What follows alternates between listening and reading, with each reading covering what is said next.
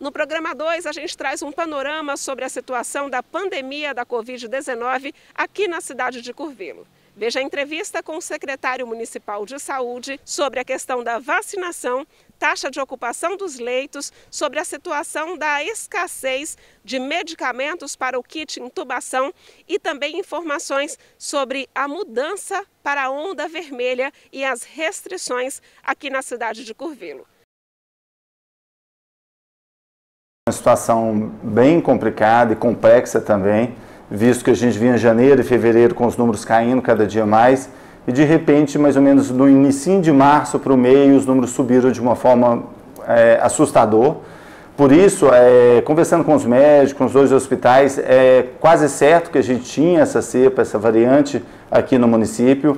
Montes Claros comprovou ela, Sete Lagoas também, e visto o número de casos rápido, a propagação rápida do vírus que a gente teve, no mês de março a gente chegou próximo de 1.000 pacientes contaminados, dando positivo, fora aqueles que acabam não fazendo o exame, e a internação nem se fala, a gente chegou ao pico de 115, 120 internações, no ponto mais alto nosso em março, no meio de março. Por isso mostrou a necessidade da gente ter ido para uma restrição maior, nem foi colocada pelo município, foi colocada pelo Estado, visto que a realidade de Curvelo era uma realidade de todo o Estado de Minas Gerais, não era uma exclusividade, o que demonstra que realmente esse vírus ele não era o mesmo vírus que a gente estava enfrentando o ano passado e muito menos no início do ano, visto que essa propagação rápida e numa região muito grande que foi o Estado nosso e todo o país também. A gente viu que vivemos momentos difíceis em março. Abril agora, mais nos últimos 4 a 6 dias, eu diria, a gente começa a ver melhoras gradativas, pequenas ainda, visto que houve uma diminuição no número de pessoas positivas, mas o número de pessoas doentes ainda demora a ter essa diminuição, visto se eu pego a doença hoje, ela vai manifestar depois de 10 dias, 12 dias, aí eu vou ser internado, aí às vezes eu fico no hospital 20 dias, 25 dias, até eu receber alta, então esse tempo de ocupação do hospital, ele demora mais a cair. Por isso, o momento agora ainda é de muita preocupação, visto a ocupação máxima que a gente tem nos 2 hospitais, no nosso pronto atendimento diminuiu um pouquinho, mas os hospitais onde tem as nossas UTIs, elas é que precisam estar vazias para a gente ter uma segurança maior em questão de avançar cada dia mais. Mas os números eles estão diminuindo, o que deixa a gente com uma esperança muito grande de dias melhores. Todo mundo fica ansioso, né, para poder acompanhar esse calendário, para que se avance com relação às faixas etárias. Como é que está a situação da vacinação aqui em Curvelo, especialmente a questão da segunda dose? As pessoas têm comparecido para receber a segunda dose? Realmente é uma ansiedade até minha, enquanto secretário do município todo, que a gente vacine a população o quanto antes. Mas a gente observa que nas últimas 2 remessas que a gente recebeu, veio um quantitativo praticamente só da segunda dose. A primeira dose a gente recebeu pouquíssimas, o que não deu para a gente avançar com relação às idades. A gente teve que, infelizmente, parar com 67, mas a segunda dose vem ocorrendo de forma mais intensa. A gente vê que algumas pessoas perdem essa segunda dose, isso aí é triste, perdem. No dia que a gente marca o drive-thru, a gente teve um que a gente vacinou 1.600 pessoas, então a gente tem potencial, se tiver vacina, a gente vacina a população em menos de um mês, tendo a vacina toda. Mas essa segunda dose a gente marca e aquelas pessoas que perdem de ir, às vezes por estar doente ou estar viajando, ele deve estar entrando em contato com a secretaria para que a gente possa fazer o agendamento dela e de outros idosos. Lembrando que a vacina a gente tem que fazer de 10 em 10. Porque o frasco ele vem com 10 doses e aí quando eu abro ele, eu tenho que fazer a aplicação de todas as 10 doses ali. Existe uma atenção que a pessoa tem que ter com relação aos prazos diferentes por causa do tipo da vacina, né, secretário? Ótimo, bem lembrado. A gente tem a AstraZeneca, que é 3 meses para tomar ela, e a Coronavac, que é em torno de 2 até 4 semanas para fazer a aplicação dessa segunda dose. E lembrando, se perdeu no drive-thru, pode entrar em contato que a gente vai marcar um dia para fazer com um grupo maior de idosos. E se eu perdi o drive-thru da segunda dose de 70 anos, por exemplo, vai ter uma segunda dose de 67 anos. Eu posso ir nessa segunda dose de 67 anos? Posso. A segunda dose é liberada para todos aqueles que tomaram a primeira dose. É importante guardar aquele cartãozinho que recebe no momento que tomou a primeira dose. Aquilo ali é a garantia da sua segunda dose. Existe uma preocupação muito grande no momento, porque é uma realidade no país inteiro, a falta de medicamentos que compõem o kit intubação. Como é que está a situação? Existe previsão para o município receber mais medicamentos, para compra? Como é que está essa situação? Realmente uma situação do município, do estado e até mesmo do país, a gente vem anunciando. E o governador, inclusive, ontem ele deu uma reportagem, falou que recebeu um quantitativo grande com relação a esses kits, colocou a Micro de Curvelo dentro dessa listagem que vai receber esse medicamento. E conversando com os dois hospitais, a gente vê que a gente está no momento amarelo para vermelho, por assim dizer, existe essa falta, mas existe também um compromisso e um comprometimento do Estado em fazer esse repasse para o município o quanto antes com relação a esses kits. Lembrando que ele não tem no mercado, então não adianta falar é por falta de dinheiro, é por falta de boa vontade do município, é por falta de boa vontade do hospital, ou falta de planejamento de todos, não. Não é, infelizmente os números aumentaram muito, a produção não conseguiu, a produção do país inteiro não conseguiu atender a demanda que a gente tem, por isso essas dificuldades agora, mas pelo que tudo indica e pela fala do governador ontem, ele garantiu essa distribuição quanto antes para todos os hospitais que estão numa situação complicada igual a nossa. O governo foi para a onda vermelha e mantém algumas restrições, né, algumas medidas com relação à questão de funcionamento de atividades. Eu gostaria que o senhor falasse sobre isso também, secretário. Sim, a gente teve que fazer essas restrições. Eu queria muito que a população entendesse que não é a vontade nossa, de forma nenhuma, muito menos estar em onda vermelha ou estar vivendo isso que a gente está vivendo agora. Mas a gente falou agora há pouco sobre os kits de intubação, é um problema. Os nossos hospitais ainda estão com lotação máxima.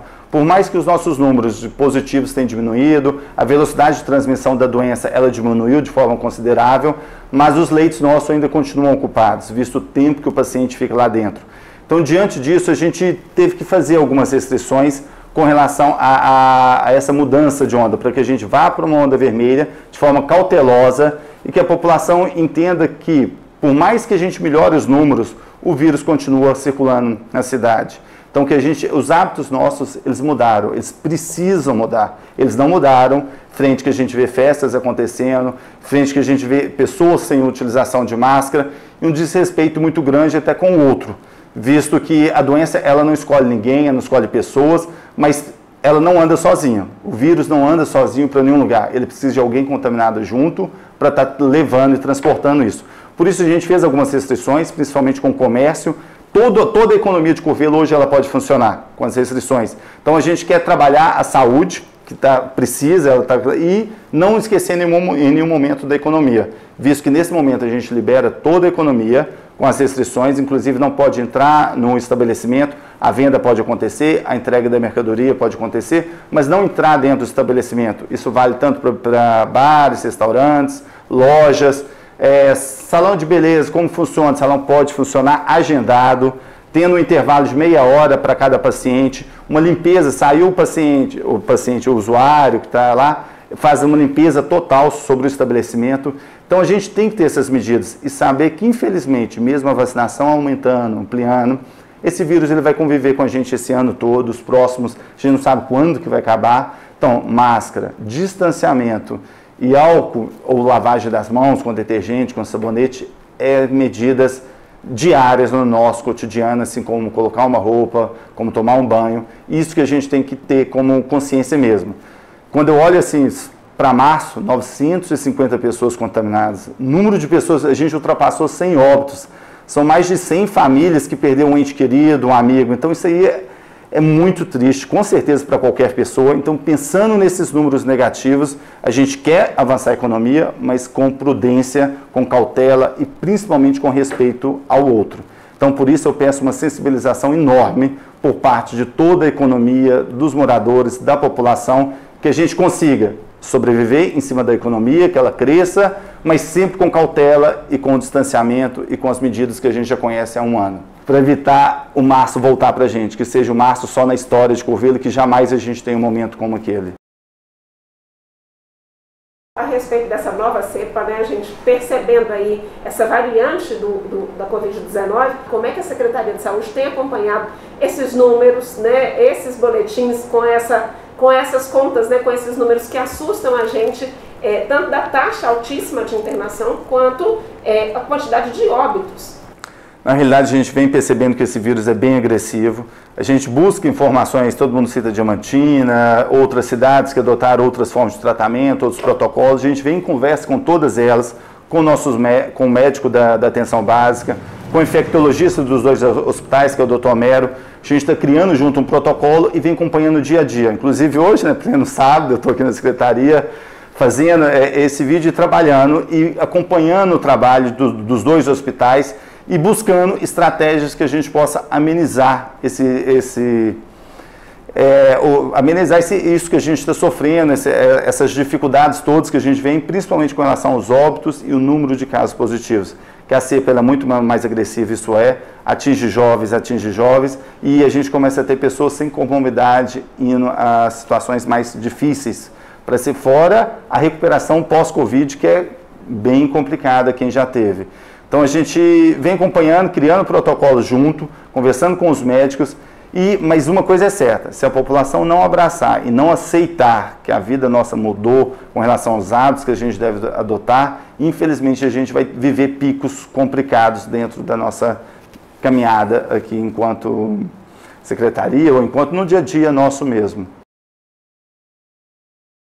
Explodiu uma situação complicada no pronto atendimento, por exemplo, né, onde as pessoas estão internadas no pronto atendimento municipal. Queria que o senhor falasse um pouco sobre isso. Ampliação de leitos e essa quantidade de internação, como é que ficam esses números? Realmente o nosso pronto atendimento ele foi obrigado a virar uma unidade de internação, inclusive a gente tirou boa parte da policlínica, a gente está mudando também a fisioterapia, para a gente ampliar ao máximo os leitos do nosso pronto... Leitos não, né? Na realidade lá era o nosso pronto atendimento que virou leitos de internação. Então a gente fez isso lá, teve de certa forma obrigado, e a gente vai manter esses leitos lá, todos eles, para, se a gente não quer usar, mas se a gente precisar, que a gente possa utilizá-los. E isso que aconteceu, no momento que a gente explodiu, os hospitais não pôde atender, o nosso pronto atendimento teve que se ampliar para virar essa unidade de internação na qual a gente está acolhendo as pessoas.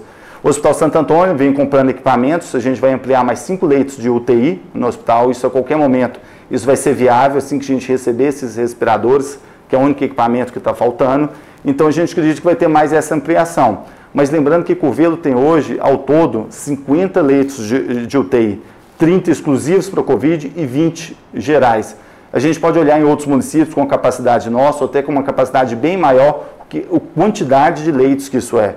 Então, não é a quantidade de leitos que vai mudar o parâmetro de Curvelo. O que vai mudar o parâmetro de Curvelo é as condutas que a gente vai tomar no dia a dia, enquanto profissional de saúde, com certeza, mas principalmente enquanto usuário desse sistema de saúde, no nosso dia a dia, os nossos hábitos, como que eles estão e o que eu posso fazer para mim não adoecer, visto que essa é uma doença grave e muito contagiosa. Ótimo.